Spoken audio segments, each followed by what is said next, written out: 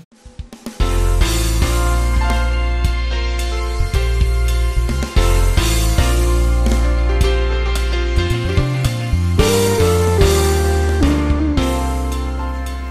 Excellency, welcome to youth program Saathi Sanga Manka Kura. Thank you, it's good to be here.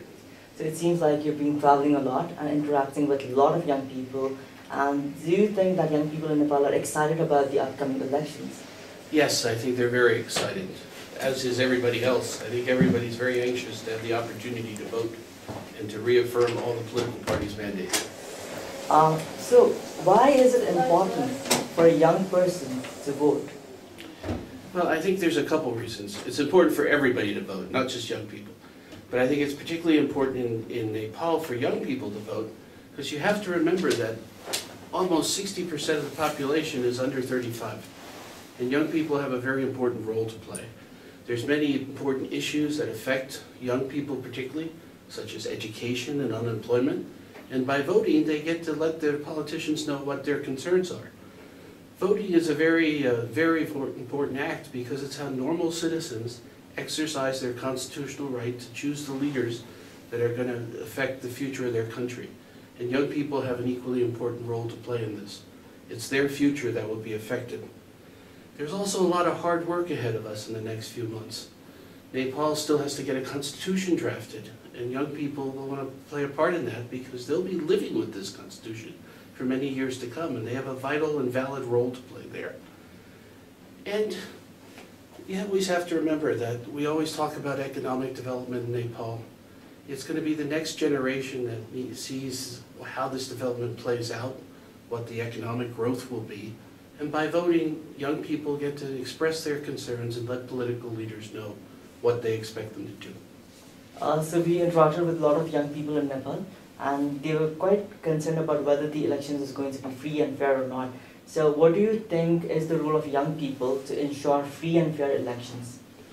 Well, I think there's many different people have a role in ensuring free and fair elections. First and foremost, the Election Commission, who has done a remarkably good job of ensuring free, fair, transparent, and inclusive elections. The role for young people is first and foremost get out and vote. It's your choice of who you vote for, but the most important thing is you exercise your right to vote. As a citizen of a democracy, as an American, as a United States citizen, I've exercised my right to vote since I was 18 years old, because I understood that's how I bring about positive change.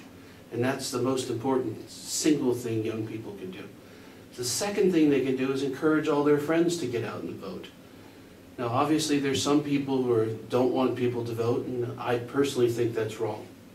But young people should encourage their friends to vote. If anybody has concerns about voting, they should allay these concerns, and they should support the government and the Election Commission officials, the security officials, as they all do their part to ensure that this is a free, fair, transparent, and inclusive election.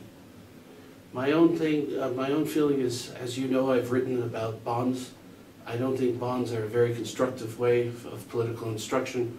Closing down universities is not a very constructive way to get things done.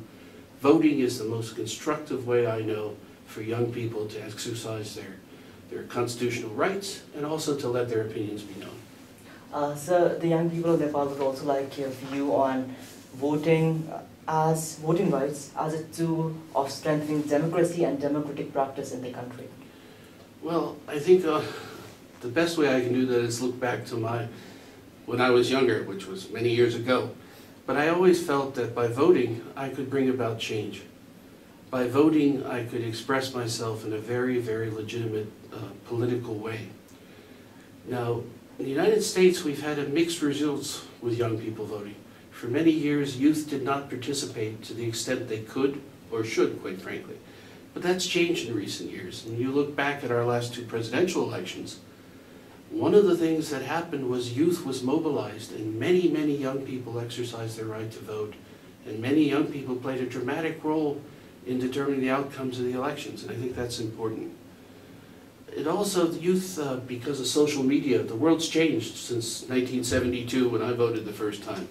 But social media gives youth a very, very clear way to very actively and very quickly make their opinions known and let political leaders know about it. And and I encouraged everyone to do that as well. But at the end of the day, there's no substitute for voting. So, like, how do young people in America, make policymakers or lawmakers accountable after they are elected in the office? Well, as I said, the social media is probably the easiest and quickest way to do that. One of the things is all of our members of Congress, virtually all of our senators, all have Facebook pages. They all watch what people put on their websites. And what I'm proud to say is our young people are vocal, and they're vocal in a positive way. And if someone votes a certain way on a particular issue they don't like, they have no hesitation in letting them know. If they wanted someone to vote positively on a certain issue, they let the congressman or the senator know before the vote that this is what they expect to be done. But they play a very active role in this. We have a long tradition of this in the United States. I always like to quote President Lincoln, who said that government is of the people, by the people, and for the people. And that's what voting is all about, but that's also what letting your elected officials know what's expected is all about. And that's what young people do in the United States. Adding up to that, in your speech, you've constantly stressed on the fact that elected legislature is the heart of the democratic system. So for a young person, how would you explain it to a young person? Well, I think one of the models I look at, we've done a lot of things in the United States. I think of MTV. One of MTV's greatest successes in my experience is their program of Get Out the Vote. Because I think there's a general consensus among all of us who are politically active in the States that we've learned over time that the way we bring about change, and it's not always quick, it's certainly not as quick as some of us like, and sometimes it doesn't go in the direction we like, but the way you bring about change is you have to engage in the system and exercise your constitutional right to vote. Failure to do this keeps you outside the system. Failure to do this keeps you on the fence as an observer, where somebody who really doesn't bring about change. And I think what we found and what young people in the States found, I certainly did as a young person, was by voting, by being engaged politically, by being engaged in political parties, I was able to better express my views and be a change agent, be someone who makes things happen. And I know that's the case in Nepal. I know all the political parties here are seeking to engage youth, and that's the best way to do it. So I've talked to a lot of young people in Nepal, and they're still in dilemma concerning the upcoming elections, and some have not even decided whether to go out and vote or not. So what would your advice be for those young people out there? My advice is very, very simple. Get out and vote. You have an opportunity here to shape the future of your country. This is a very critical election because it will determine who writes the next constitution. It will determine who leads the country. And as a young person, you have a particularly extraordinarily large stake in the future of your country. But to not do this, you're missing an opportunity, and that would be a tragic, tragic thing to do.